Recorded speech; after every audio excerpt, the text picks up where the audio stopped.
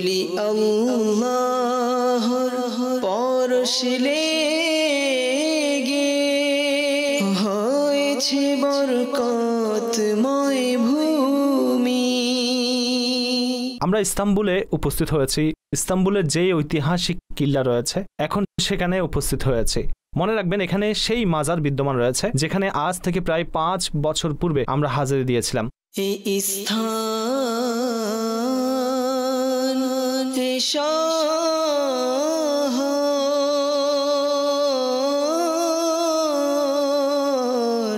কেন এত দামি? ওলি আল্লাহর পরশ লেগে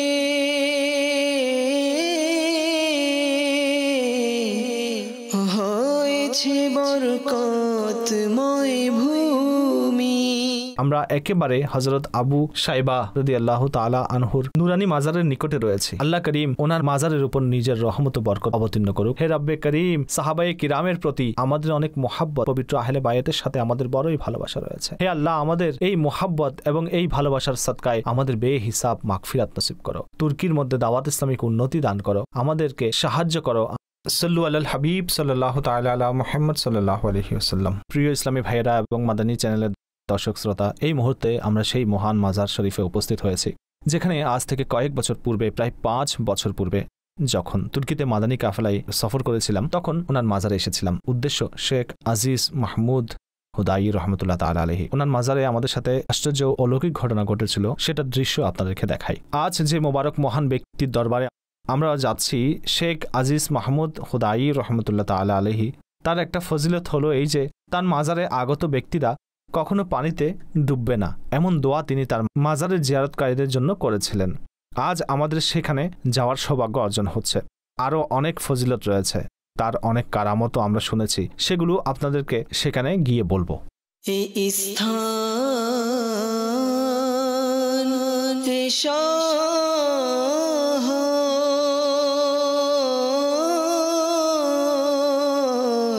কেন এত দামি? ওলি আল্লাহর পরশ লেগে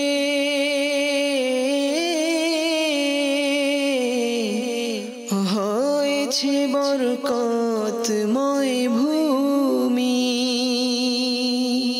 তুমি যদি হতে চাও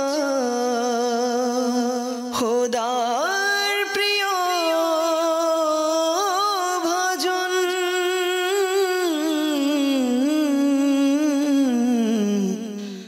ভালোবাসো তারে যিনি হয়েছে তার প্রিয় ভজন।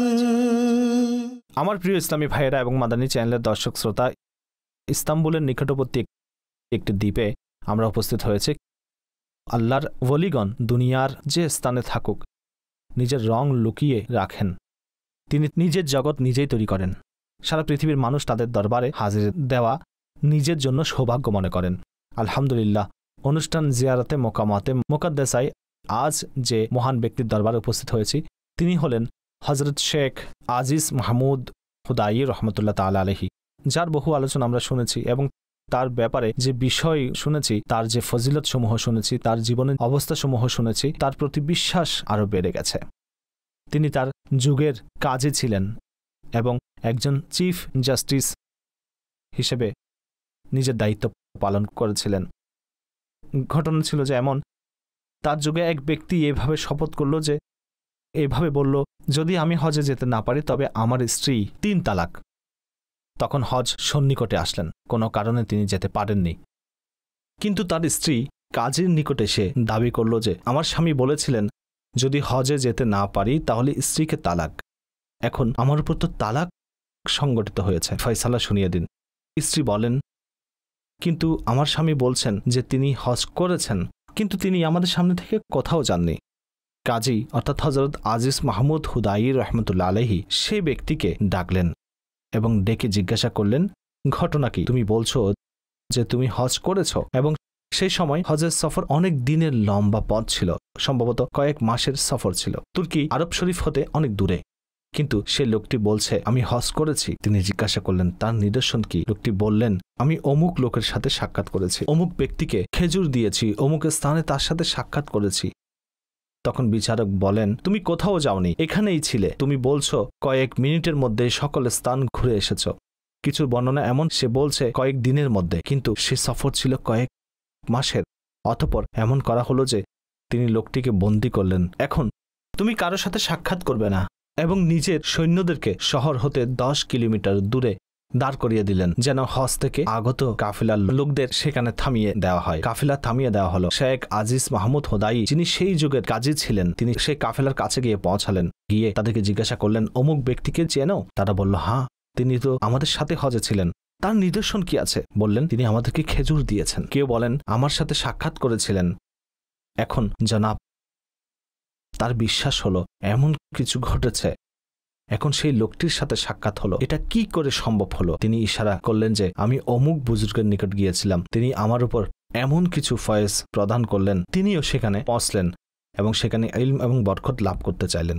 তখন তিনি কি বললেন? তিনি বুজুর্গ ছিলেন, তিনি এটা চাইলেন তুমি এমন মর্যাদা চাও তাহলে এই মুহূর্তে অমুক স্থানে গিয়ে শহরের একটা মার্কেটের কথা বললেন, সেখানে কালো জিরা বিক্রি করো। কোনো কোনো বর্ণনায় এভাবে রয়েছে। কোনো কোনো লোক বলেন অমুক স্থানে গিয়ে ঝাড়ু দাও, পরিষ্কার করো। নফসকে মারার জন্য, বিনয় অবলম্বন করার জন্য তার নিকট এই পরীক্ষা নেওয়া হয়েছে। সুতরাং তিনি সেই পরীক্ষায় সফল হয়েছেন। অতঃপর বেলায়েতের সেই মর্যাদায় পৌঁছলেন যে একবার সেই দেশের বাদশাহ কিছু ওলামাকে ডেকে টেস্ট নিলেন। তার নিয়ম ছিল এমন যে তিনি আউলিয়া কিরামকে টেস্ট করতেন। একটা কটা হাতে দিলেন, জিজ্ঞাসা করলেন যে এখানে কি আছে। কেউ বললেন সুই রয়েছে, কেউ বললেন সুতা আছে। হযরতকে জিজ্ঞাসা করলেন, তিনি বললেন বাদশাহ এখানে কি আছে তা তো জানি না, এই কোঠার মধ্যে কি টিকটিকি আছে না হাতি আছে। বাদশার হাত থেকে সেই কোঠা পড়ে গেল এবং সেখানে টিকটিকি উপস্থিত ছিল। অতঃপর তিনি সেই মর্যাদা পদলাভ করেন। সারা পৃথিবীর মানুষ তার মাজারে আগমন করা নিজেদের জন্য সৌভাগ্য মনে করেন। সেই যুগের বাদশার আরেকটি ঘটনা প্রসিদ্ধ আছে যে তিনি এক রাত্রে স্বপ্নে দেখলেন, স্বপ্নটি বিস্ময়কর ছিল। সেই স্বপ্নের ব্যাখ্যা চাওয়া হলো। তার নিজের উজিরকে চিঠি লিখে দিলেন যে যাও শেখ আজিজ মাহমুদ হুদাইর নিকট এর ব্যাখ্যা নিয়ে এসো। যখন বাদশার উজির হজরতের দরবারে পৌঁছলেন, তখন হজরত নিজের হুজ্জার বাইরে দাঁড়ানো ছিলেন এবং আগে থেকে সেই স্বপ্নের ব্যাখ্যা লিখে দিলেন এবং বললেন যাও তোমার বাদশাহকে এই ব্যাখ্যা পেশ করো। আল্লাহর অলিরা আল্লাহর পক্ষ হতে এইসব কিছু লাভ করেন, তারা অনেক কারামত সমূহ লাভ করেন। অতঃপর তিনি একটি দোয়া দিলেন যে যারা তার মাজারে হাজিরে দিবেন তারা কখনো সমুদ্রে ডুববে না, বার্ধক্য অবস্থায় কখনো তারা আর্থিক অসচ্ছলতার শিকার হবে না, তাদেরকে অভাব অনটন স্পর্শ করবে না। এবং তিনি এমন দোয়া করেছিলেন যে যারা আমার মাজারে আসবে মৃত্যুর পূর্বে তাদের তওবা নসিব হবে। আলহামদুলিল্লাহ, মাদানী কাফেলার ইসলামী ভাইদের সাথে আজ এই মহান বুজুর্গের দরবারে আমাদের হাজিরের সৌভাগ্য হয়েছে। তিনি যে দোয়াগুলো করেছেন, আমরা আল্লাহর নিকট দোয়া করছি, সেই দোয়াগুলোর মধ্যে আমাদেরও অংশদান করুক। আল্লাহ আমাদেরকেও সমুদ্রের ডুবা হতে নিরাপদ রাখুক। মাদানী চ্যানেলের দর্শকদেরকেও এই বরকত দান করুক। হে আল্লাহ, আমাদেরকেও ওনার বরকতে দারিদ্রতা হতে নিরাপদ রাখো। আমাদেরকেও মৃত্যুর পূর্বে তওবার তৌফিক দান করো। ঈমান এবং আফিয়াতের সাথে মদিনা শরীফে মৃত্যু দান করো। মাদানী চ্যানেলের দর্শক শ্রোতা এবং এখানে উপস্থিত ইসলামী ভাইরা, ইনি হলেন সেই মহান বুজুর্গ যার মাজারে আগতদের জন্য সুসংবাদ তিনি নিজেই প্রদান করেছেন যে যিনি ইনার মাজারে আসবেন তিনি কখনো ডুবে মরবেন না, কখনো আগুনে পুড়ে মরবেন না, তিনি কখনো ফিনান্সিয়াল অর্থাৎ দারিদ্রতা ও অভাবের সমস্যায় পড়বেন না, ফকির অবস্থায় মরবেন না, তিনি অভাব অনটনের শিকার হবেন না। আল্লাহ আজ আমাদেরকে এই মোবারক মাজারে হাজির দেওয়ার সৌভাগ্য দান করেছেন। আল্লাহর অলিদের বিষয় হলো খুবই আজব। আরেকটা খুবই চমৎকার বিষয় আপনারা তুর্কির মাজার ইত্যাদিতে দেখতে পাচ্ছেন, এখানে মাজারগুলোর উপর সবুজ পাগড়ি শরীফ রাখা হয়, যেন সবুজ পাগড়ি হচ্ছে আউলিয়া কিরামের নিকট পরিচয়। যে ইসলামী ভাই পাগড়ি শরীফ পড়তে অলসতা করেন, এই মহান দরবারে এসেছেন, নিয়ত করে নিন ইনশাআল্লাহ মাথায় পাগড়ি সাজিয়ে রাখবো ইনশাআল্লাহ। अल्हम्दुलिल्लाहि रब्बिल आलमीन वस्सलातु वस्सलामु अला सय्यिदिल अंबिया'i वल मुरसलीन अल्लाहुम्मा रब्बना आतिना फिद दुनिया हसनतन व फिल आखिरति हसनतन व किना अज़ाबन नार व किना अज़ाबल क़ब्रि व किना अज़ाबल हश्रि व किना हिसाबल मीज़ान रब्बना तक़ब्बल मिन्ना इन्नका अंतस समीउल अलीम व तुब अलैना या मौलाना इन्नका अंतत तव्वाबुर रहीम अल्लाहुम्मा रब्बना ला तुआखिज़ना इन नसीना अव अख़्तअना रब्बना वला तहमिल अलैना इसरन कमा हमलतहु अलल लज़ीना मिन क़ब्लिना रब्बना वला तुहम्मिलना मा ला ताक़त लना बिही रब्बना वला तुहम्मिलना मा ला ताक़त लना बिही वअफ़ु अन्ना वग़फ़िर लना वरहमना अंत मौलाना वरहमना अंत मौलाना फंसुरना अलल क़ौमिल काफ़िरीन फंसुरना अलल क़ौमिल काफ़िरीन अल्लाहुम्मा रब्बना तक़ब्बल मिन्ना इन्नका अंतस समीउल अलीम व तुब अलैना या मौलाना इन्नका अंतत तव्वाबुर रहीम अल्लाहुम्मा रब्बना ला तुआखिज़ना यौमल क़ियामह अल्लाहुम्मा इन्ना नस्अलुकल अम्न यौमल खौफ अल्लाहुम्मा इन्ना नस्अलुकल अम्न यौमल खौफ হে রব্বে করিম, এই পবিত্র দরবারে আমরা গুনাহগারদের হাজিরি কবুল করো। হে রব্বে করিম, আমাদের সবার সকল ছোট বড় গুনাহসমূহ ক্ষমা করো। হে রব্বে করিম, হে রব্বে করিম, যে নেক উদ্দেশ্যে আমরা বের হয়েছি সেই উদ্দেশ্য পূরণ করো। আমাদের জন্য দাওয়াত ইসলামের মাদানী কাজের জন্য তুর্কিতে রাস্তা খুলে দাও, আমাদের সাহায্য করো। হে আল্লাহ, সাহায্যকারী সৃষ্টি করো। اللهم ربي يسر ولا تعسر وتمم علينا بالخير يا فتاح وبك نستعين হে আমার মালিক, এখানে যারা হাত তুলেছেন, মাদানী চ্যানেলের দর্শক শ্রোতা যারা আমাদের সাথে দোয়ার মধ্যে অংশগ্রহণ করেছেন, হে আল্লাহ, সকলের নেক ও জায়েজ উদ্দেশ্যগুলো পূরণ করে দাও, সবার সকল সমস্যা সহজ করে দাও, সকলের দুঃখ দুর্দশা দূর করে দাও, রোগ সমূহ দূর করে দাও, ঋণের বোঝা সহজ করে দাও, পারিবারিক সমস্যা দূর করে দাও, নিঃসন্তানের বিপদ দূর করে দাও। হে আল্লাহ, সবার হালাল রিজিকের মধ্যে বরকত ও সচ্ছলতা দান করো। दुनिया में हर आफत से बचाना मौला, उक़बा में न कुछ रंज दिखाना मौला, बैठूं जो दरे पाक पैगंबर के हुजूर, ईमान पे उस वक्त उठाना मौला। सल्लल्लाहु तआला अला खैरि खल्किही व नूर अर्शिही सय्यिदिना व मौलाना मुहम्मद व आलिहि व सहबिही अजमाइन बिरहमतिका या अरहमर राहिमीन। এই স্থান শহর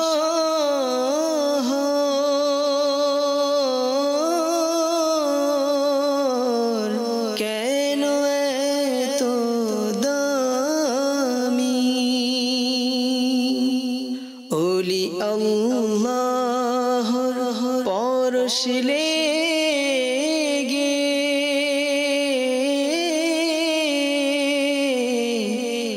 হয়েছে বরকতময় ভূমি। তুমি যদি হতে চাও খোদার প্রিয় ভজন,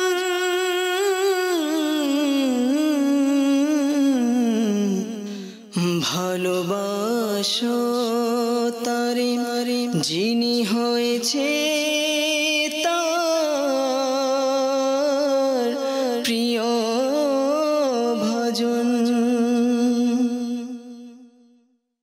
এখানকার আশেকানে রসুলদের মধ্যে পরস্পর গভীর ভালোবাসা রয়েছে।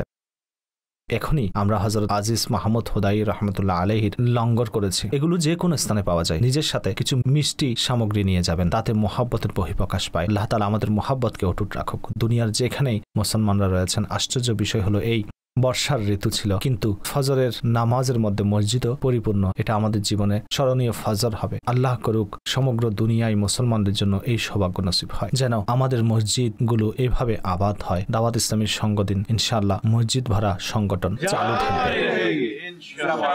আল্লাহ আপনাদেরকে ভালো রাখুক। এই স্থান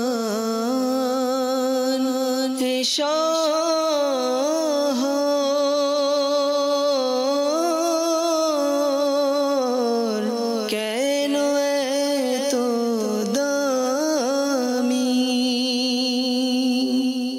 ওলি আল্লাহর পরশ লেগে